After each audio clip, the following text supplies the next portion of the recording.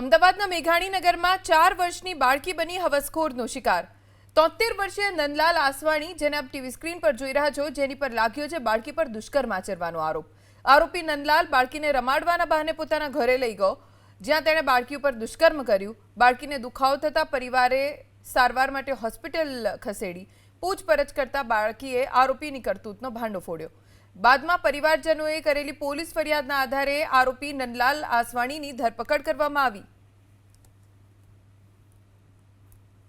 Control રૂમમાં 112 ઉપર એક મેસેજ આવે કે તેમની ભત્રીજી છે, જેમની ઉંમર આશરે 5 વર્ષ છે, તેની સાથે રેપ કરવાનો પ્રયાસ કરવામાં આવ્યો। એ મેસેજના આધારે મેઘાણીનગર પોલીસ તાત્કાલિક જગ્યા ઉપર પહોંચેલ અને બાળકીના જે વાલી છે એમને પૂછપરછ કરી તાત્કાલિક ફરિયાદ દાખલ કરવામાં આવી।